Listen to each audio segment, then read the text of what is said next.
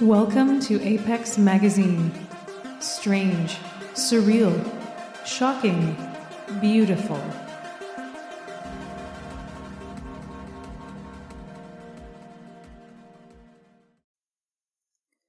This is the Apex Magazine podcast. I'm your host and producer, Allie Grauer.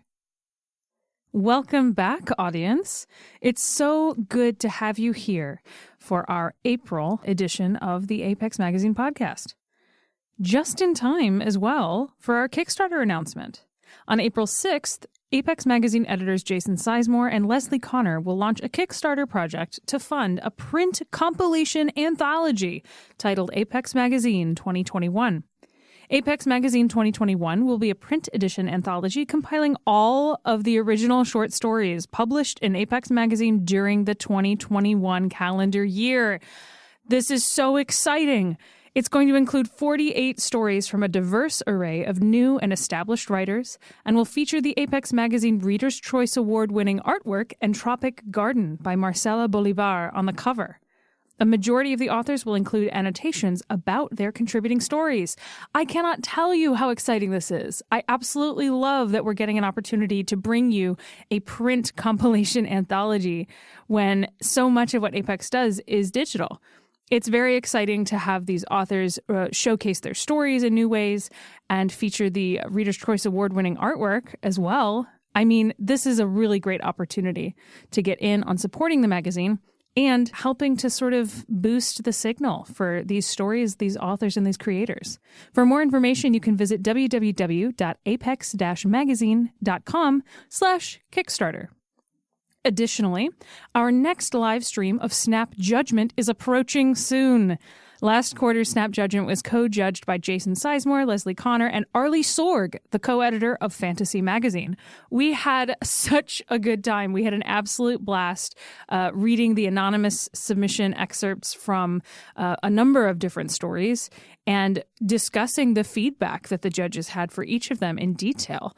I had a blast hosting. I look very much forward to the next edition and seeing who we get for our next guest host judge and when we're going to have it exactly. Those details will be announced forthcoming. You can get the latest updates by following Apex on Twitter at ApexMag or by joining our Patreon at patreon.com/ApexBookCompany. And now, let us turn our attention to this month's story. Apex Magazine proudly presents Episode 88, To Live and Die in Dixieland by Russell Nichols.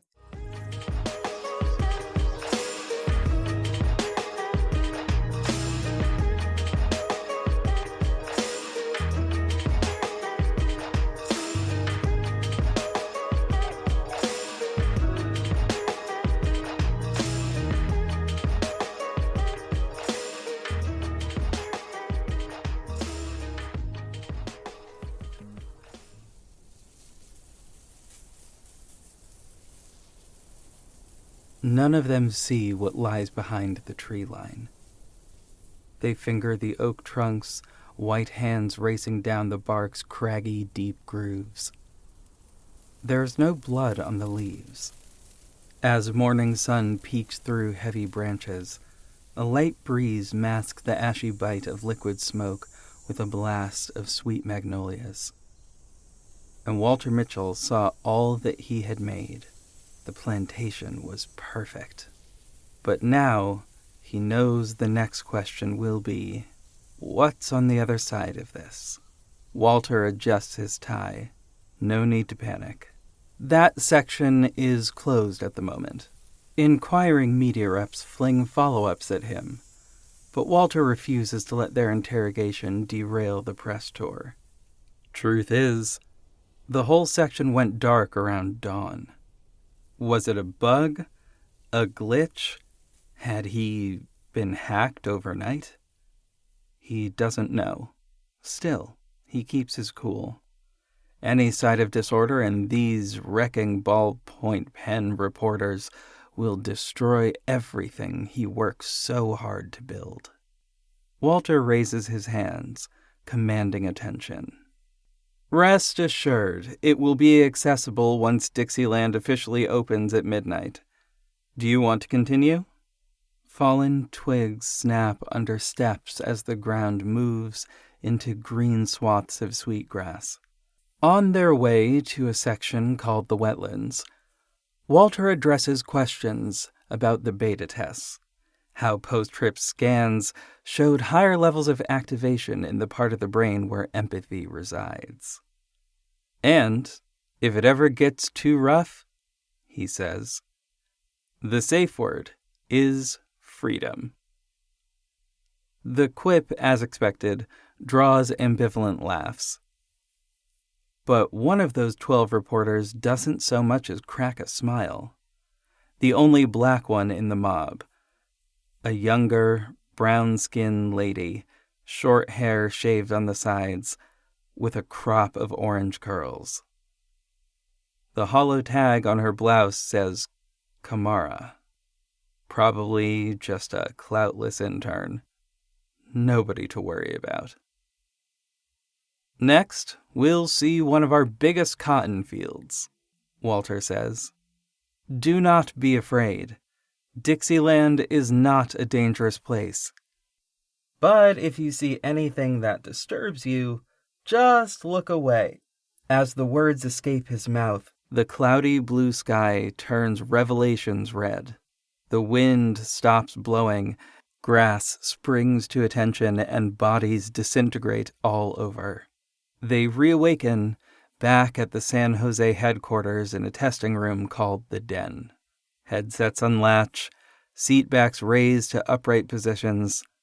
As the reporters get their bearings, Walter hops out of his chair, scrambling to control the damage. I apologize for that abrupt exit, he says, charging to the adjacent control room. Inside, an IT assistant conducts encrypted displays on a bank of monitors. He looks equally puzzled. What the hell? Walter says. I don't know. It was an emergency override, but I didn't initiate it. Where's Royce? He's not answering again. Walter presses his hands against his face. This can't be happening. Not today. Not now. He takes a deep breath, composing himself. Okay, he says. This is no big deal. So what? The system crashed. They can't crucify him for that. They can't overlook the genius of his whole creation to focus on something so minor. He adjusts his tie, then returns to the Den. Kamara raises her hand. Is something wrong? Not at all, Walter says. I forgot we had a scheduled maintenance, but everything is... What's up with him? Kamara points to the wide-tempered glass window. Standing on the opposite side, a sloppy-looking man in a frayed gray hoodie with a lopsided afro, eyes redder than the devil's sunburn. Oh, that's my brother, Royce. He oversees all the technical aspects of the company. Walter holds up a finger to the group. If you all could excuse me 1 second. Walter steps out of the Den. He grabs Royce's arm, leading him down the corridor, pushes him into a conference room to speak in private. Bro, are you trying to sabotage us? We can't do this, Walter.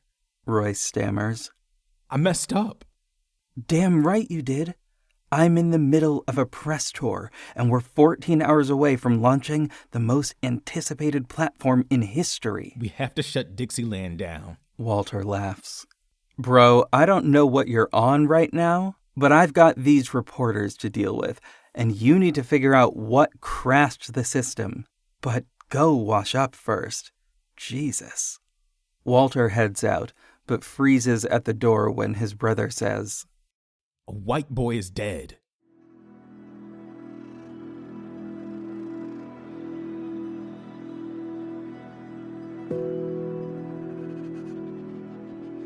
For the record, Walter Mitchell is not a racist. Certain members of the media keep trying to spin it that way, but Kamara knows that's nothing but projection. She has been studying the man for months. She read his op-ed pieces, analyzed his tech conference lectures, and watched various interviews. Even now, after meeting him face to face, it's obvious he is not a racist, just a narcissist. How he moves, how he wears a navy pinstriped suit, how he speaks with a permanent smirk, every word steeped in holier-than-thou water. All classic expressions of what her girlfriend calls male pattern falseness. Kamara stands apart from the other reporters, who help themselves to detox shots and babble on about his brilliance. But this story is bigger than any one man.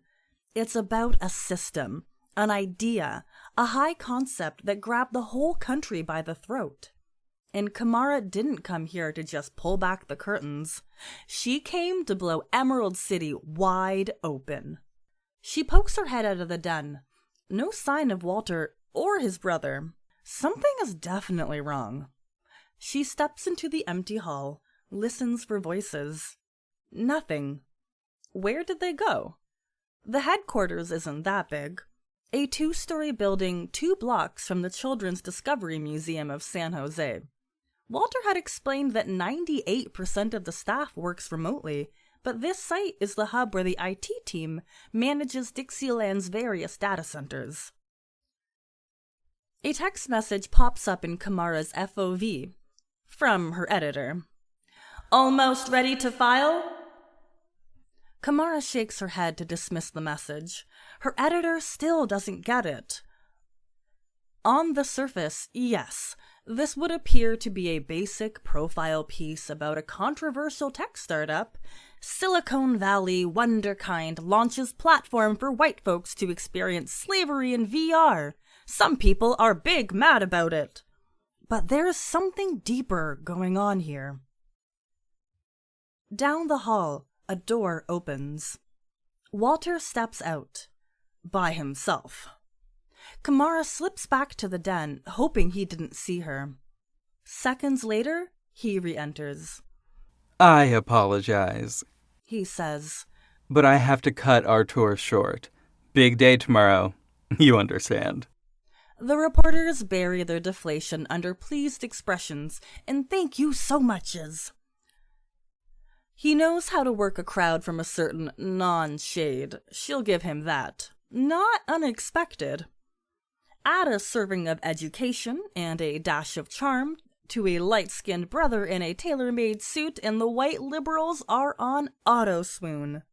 What an honor to have a smart and safe travel guide to walk them through the historic haunted halls of the Black experience.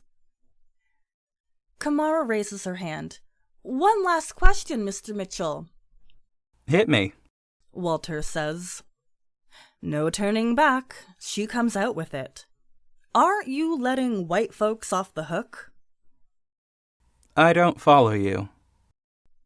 Kamara waves her hands.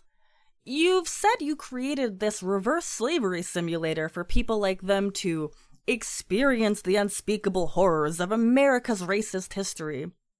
The group fidgets. Kamara goes to a young white girl fresh out of journalism school, blood spreading across her face like a bedsheet. But if, say, this young lady here, say she has these big ideas for anti-racist policies, but she becomes a user and goes to Dixieland on a daily basis, don't you think she might feel exonerated? No, I won't, the white girl mutters. Okay, so basically you're asking me if I think Dixieland will eradicate white guilt. Walter shrugs with that permanent smirk. Maybe, but man does not live on white guilt alone. The others chuckle to ease tension. Kamara can't let him off that easy. But at the end of the day, it's just a game. It's virtual. How will this platform lead to any real change?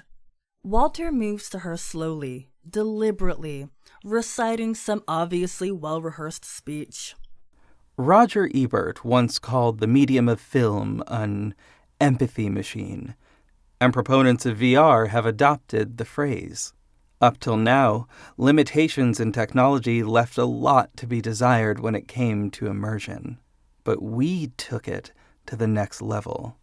This isn't some RPG. This is real life, baby. They will feel the sting of the lash and the burn of the sun in those cotton fields.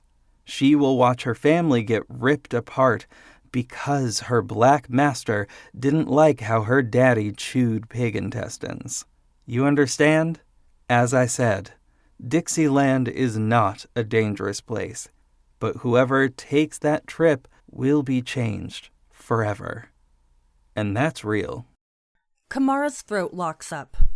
Walter raises his hand to end the tour. Thank you all for coming.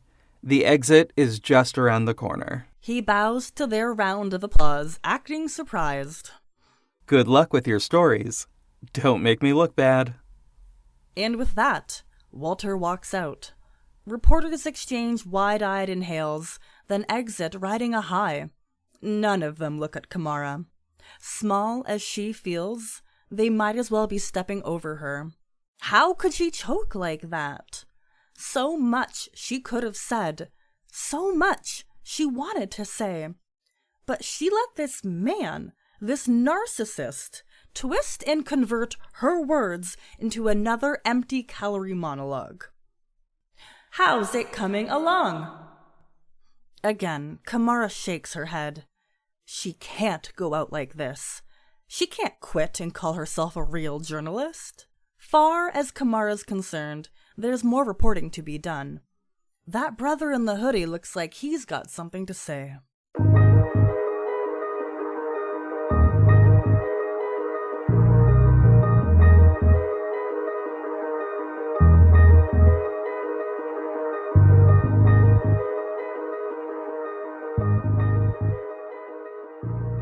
Royce doesn't know what to say, or how to say it, or if he should say anything, or just keep his damn mouth shut.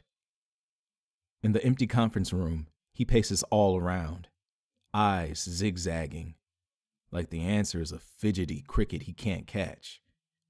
If only the plants on the soundproof walls weren't holographic, that extra oxygen would come in handy. How can anyone breathe at a time like this? When was the last time he was drenched in this much sweat anyway? Last summer? At their father's funeral? Right about now, he'd give anything to trade places with dear old Dad. Walter enters.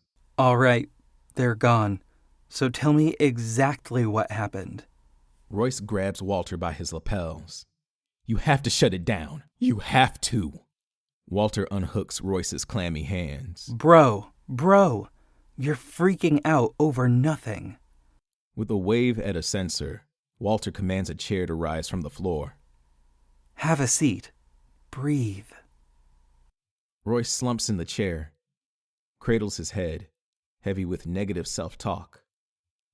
Walter crouches in front of him, doing 4-count box breaths. Another panic attack? Listen, you're not alone here. With everything going on, trust me, I understand. But he didn't understand. He didn't understand at all. His mom, the boy's mom, she called me this morning. The words come slouching out of his mouth. Terry Wiltshire. Wiltshire. Why do I know that name? She's one of our beta testers, and she found him in the garage this morning. What do you mean she found him? She says he snuck into Dixieland while she was asleep, and he couldn't handle it. Royce looks at his big brother. The boy hanged himself. 10 years old, and he hanged himself. Did you hear what I said? I heard you. She probably told the police we did this. No, she didn't. How do you know? Even if she did, it doesn't matter. You know why? 2 words. Liability waiver. Are you for real? Bro, our beta testers all signed it. And we specifically state in the terms and conditions that Dixieland is for users 18 and up, right? Royce drops his head again. Why did he expect anything different? This is Walter, the same guy who hightailed it to Oaxaca days before Dad's funeral and claimed he didn't make the return flight because American put the wrong time on his boarding pass. So, let's recap. A 10-year-old boy stays up past his bedtime, steals his mom's helmet, gets access to a rope, ties the rope, and calls it quits. Walter shakes his head. Blame the parents. Blame the Boy Scouts. Blame God. But no way is that blood on our hands. But we did nothing wrong.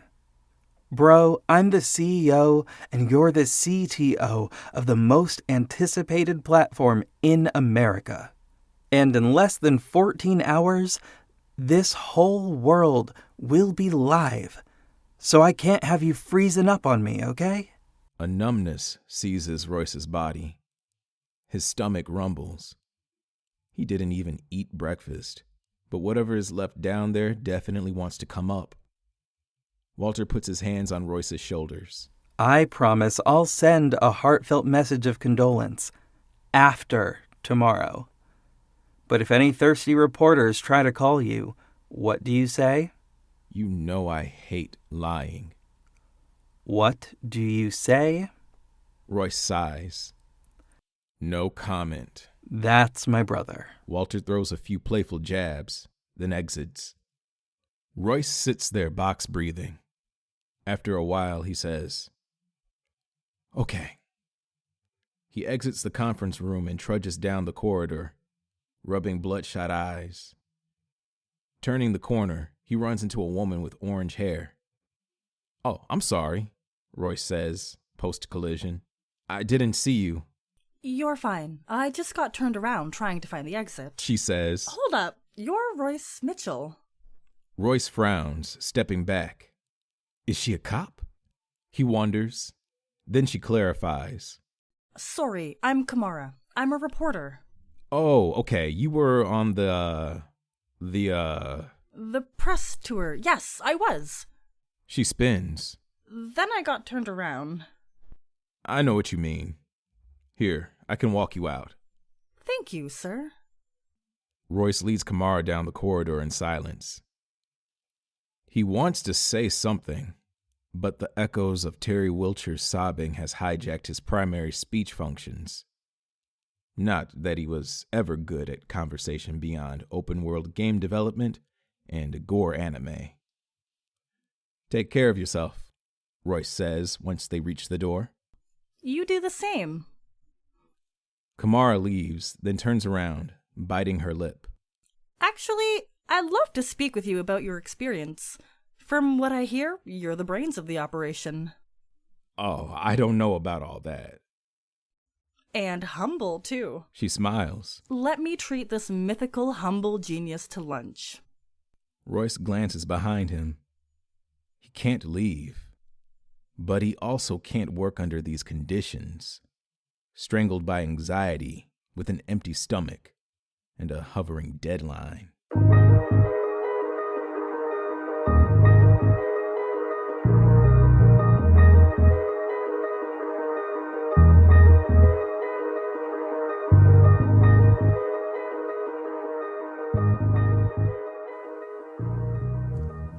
Walter is running.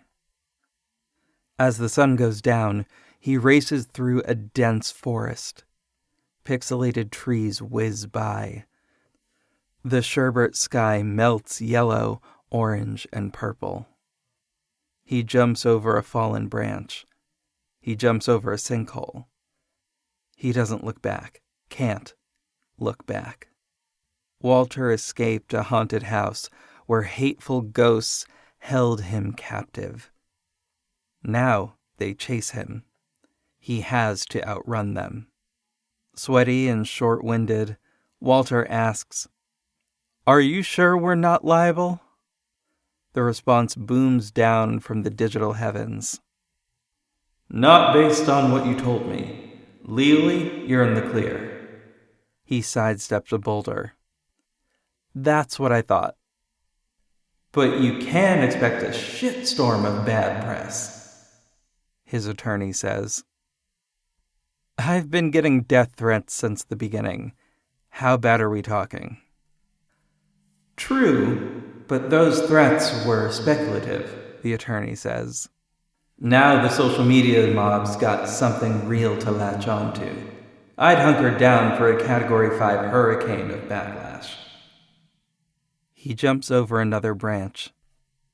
I'm not putting off the launch, Grover. Hey, do what you do, big time. I'm just the weatherman.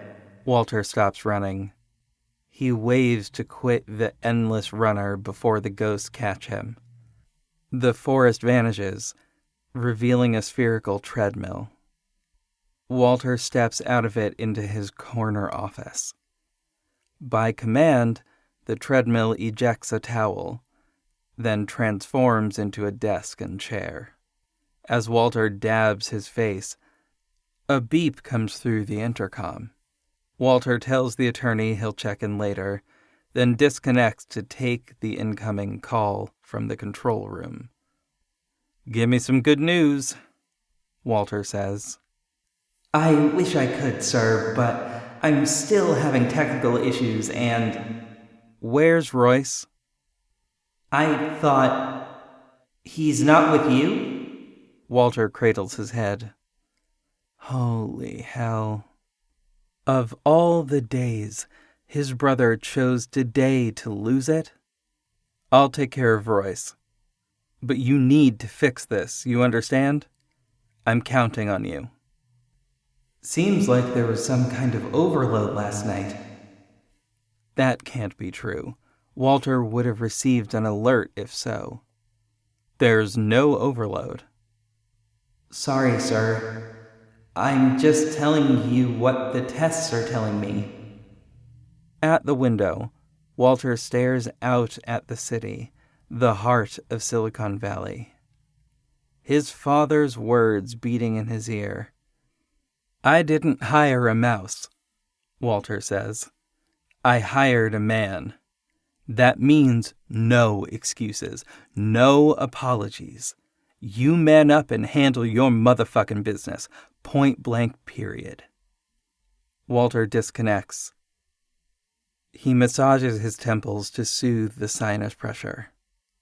Call Royce, he commands.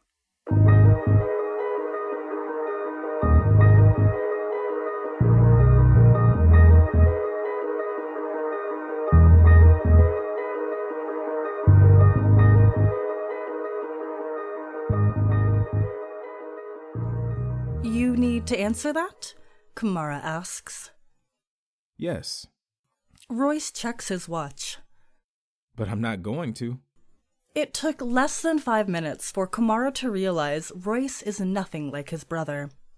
Apart from physical differences, him being taller, dark-skinned with big hair, Royce has a more free-flowing, non-showy energy, which is refreshing. But he's obviously hiding something. They sit at a table in one of the 7 glass huts of Greenhouse Row, a popular Bay Area farm-to-fork chain. She had never been before, but Royce vouched for the food. 100% organic ingredients freshly picked by crop bots. And the setting by the Guadalupe River. He devours buckwheat pancakes like he hasn't eaten in weeks. She takes a spoonful of CBD-infused Moringa ice cream. This is tasty. Mm-hmm. Yeah, see, that's why I love coming here. All authentic, nothing processed. You can't heal if you don't keep it real. That's my motto.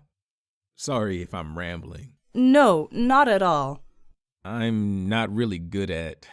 He wiggles his hand between them. social stuff. Trust me, you're doing fine. She knows exactly how he feels. These days, she does most interviews in virtual cafes. Saves the in-person interactions for the big stories, the potential game-changing scoops.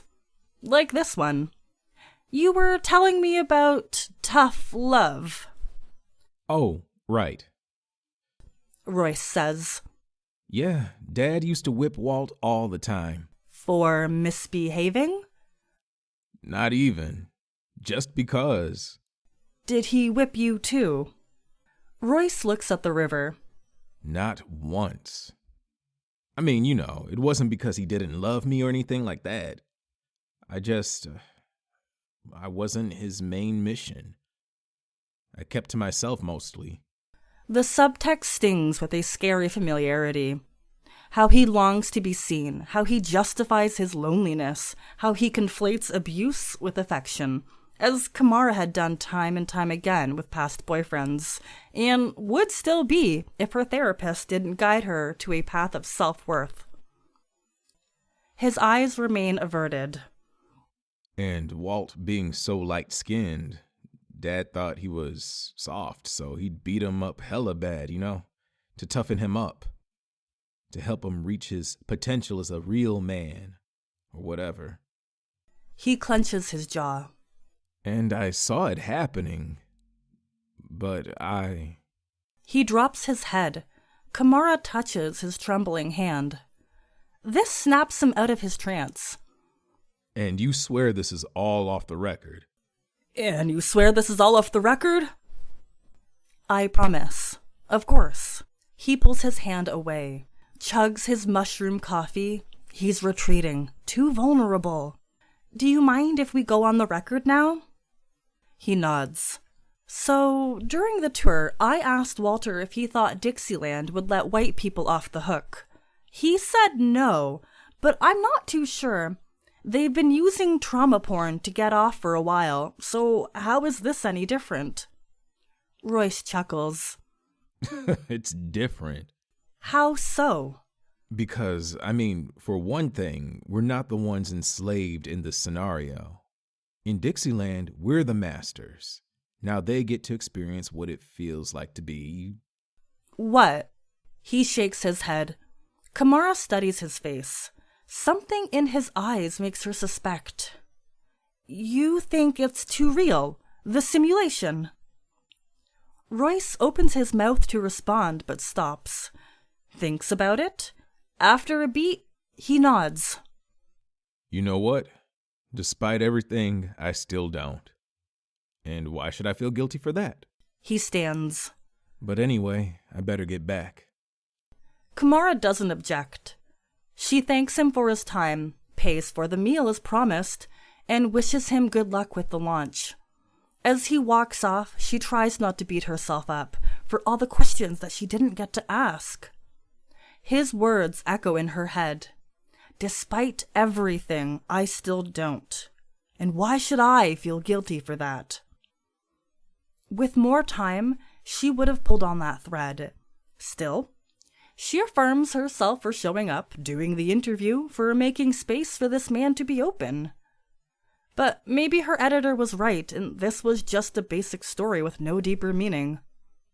A message pops up in her FOV. Her editor, speak of the devil, checking in. Got a lead for you, Kay? Kamara nods, and the follow-up message appears. A mother claiming Dixieland killed her son. I'll forward you the voicemail. Kamara's eyes go wide as she listens to the recording.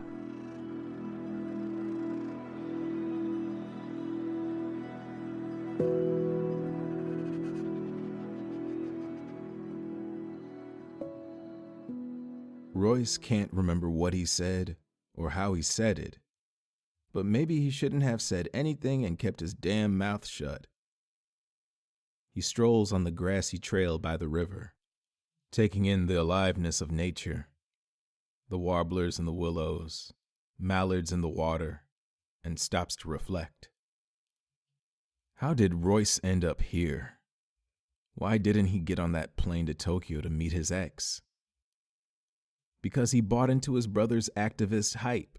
That's why. This harebrained idea of flipping the script on racial trauma through simulated historical role reversal. And Royce knew, even way back when Walter first pitched him, it wouldn't work. Too fetishistic, too idealistic, too safe. Because at the end of the day, being a white slave in this world comes with the freedom to unplug at any time. Privilege means being able to look away. But Royce can't do that. He can't abandon his brother. Not again. He continues down the tree-shaded path. A picker-upper robot collects garbage. Overhead, a crow caws. Royce wonders what the caw means. Is it trying to send a message? Scare him off? Warn him of a threat? Royce thinks about his father's father's father's father. Josiah Mitchell couldn't go for a stroll in the park. He couldn't go bird watching because he was too busy watching his back. For him, trees were probably torturous symbols of death. What can you do when even the natural world conspires against you? Royce! The male voice comes from behind him. Where the hell have you been, bro? I kept calling you. Sorry. I needed some air.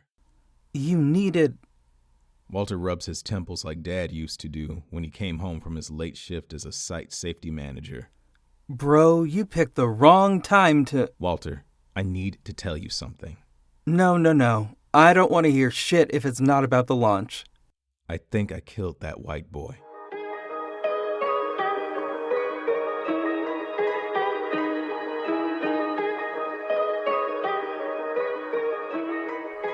This can't be happening. This isn't happening. Not today. Walter puts his hand on Royce's shoulders and looks his brother in the eyes.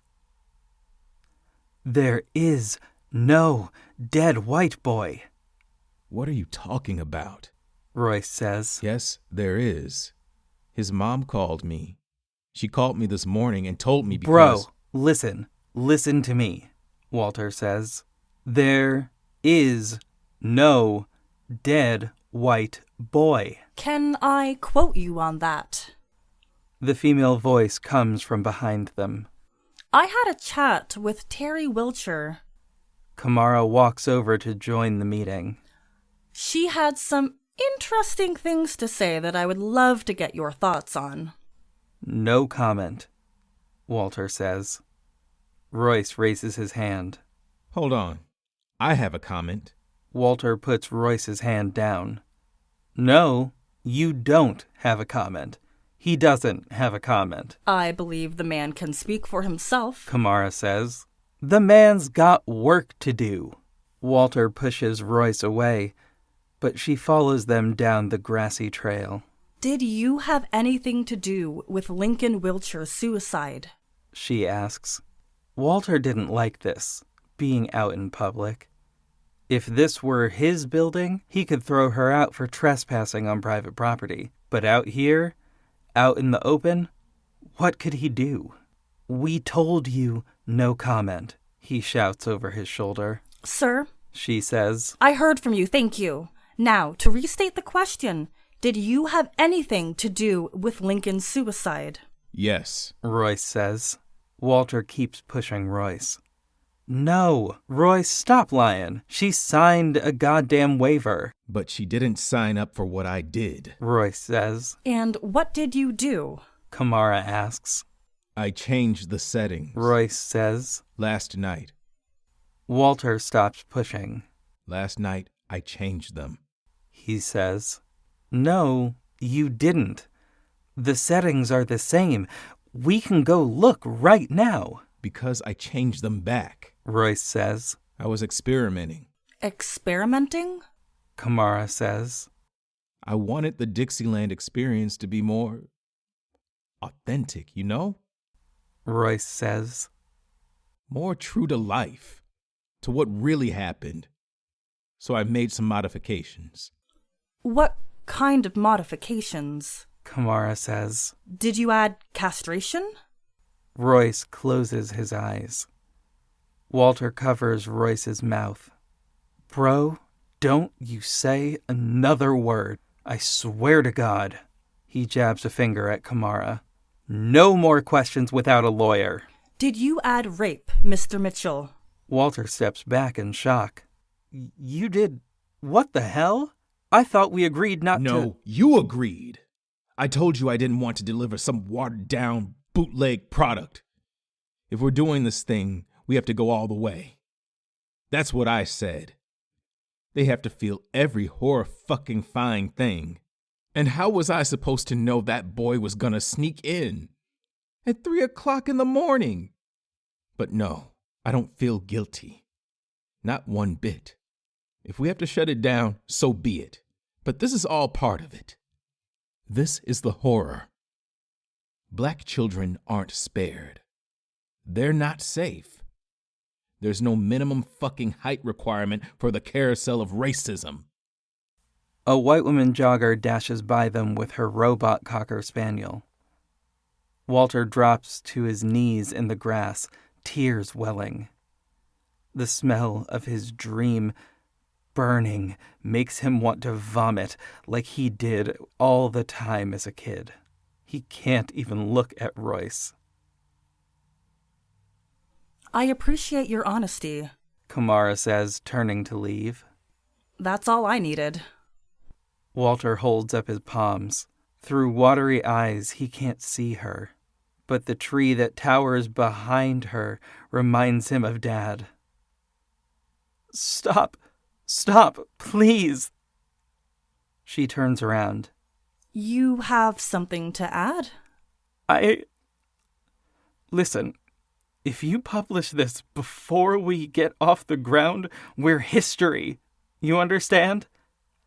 I'm not talking about the company. Fuck the company. I'm talking about our lives. You know how this goes. I'm talking about hate crimes and bombings. I'm talking about the cops coming for our heads. Kamara taps her lip. She stares at the river. And then back at the brothers. Don't do this, Walter says. I'm on my knees. I'm begging you. Kamara shakes her head. Somebody once told me Dixieland's not a dangerous place, she says.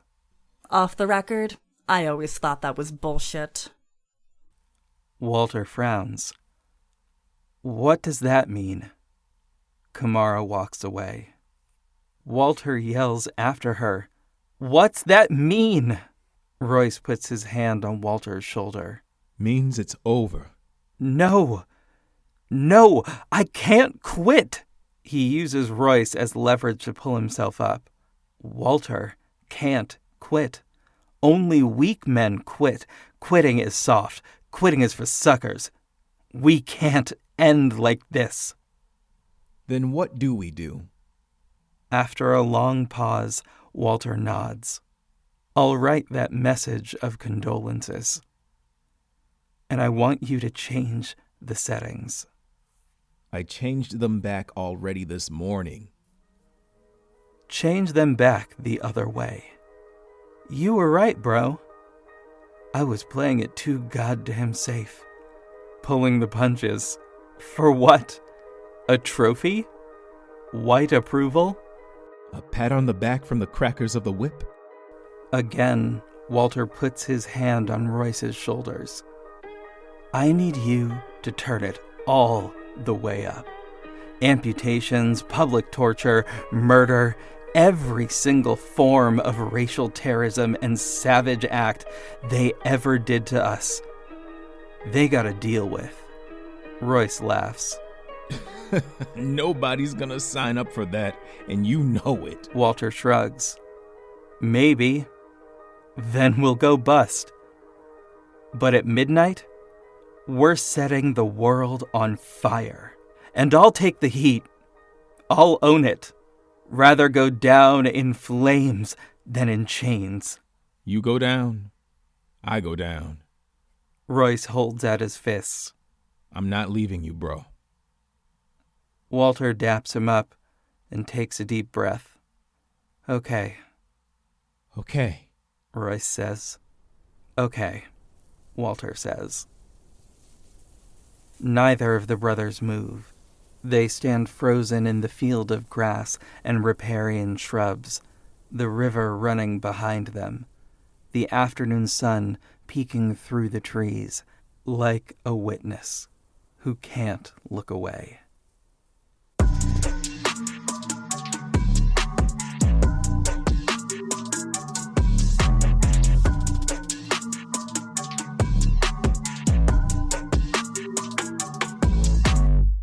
Russell Nichols is a speculative fiction writer and endangered journalist. Raised in Richmond, California, he got rid of all his stuff in 2011 to live out of a backpack with his wife, vagabonding all over the world ever since. Look for him at russellnichols.com. J.V. Hampton Van Sant is a voice actor, tarot reader, and writer living in Western Massachusetts. They can be found on most social media platforms at Red Black Golden. Bee Zelda is your non-binary busy bee. They play on various podcasts and streams such as The Broadswords, Iron Edda Reforged, Anime Attaché, and many more. They are on Twitter at @B_Zelda and on TikTok at @BZelda. Malcolm Ray is a SAG actor and voice actor repped by Stewart Talent. Graduating from Columbia College Chicago, Malcolm has spent nearly a decade in commercial voiceover and being a YouTube personality. He can be heard in various indie projects as well, including The Black Sands, Lackadaisy Cats, Bulletville, and TOME Rpg. Sounds used in this episode are from soundstripe.com. Music in this episode includes New Whip, Godfather's Shoes, and Gravity Dust by J. Will from soundstripe.com. Find more from J. Will on TikTok and Instagram at xjwill. The theme music for Apex Magazine podcast was written and produced by Alex White. If you enjoyed this podcast, visit apex-magazine.com for more strange and beautiful fiction by Russell Nichols and many others. Our genre magazine also includes interviews with authors and artists, fiction reviews, and nonfiction by some of the leading voices in the business. Subscriptions are $24 annually. That's apex-magazine.com. Thank you so much for listening. We'll see you next time.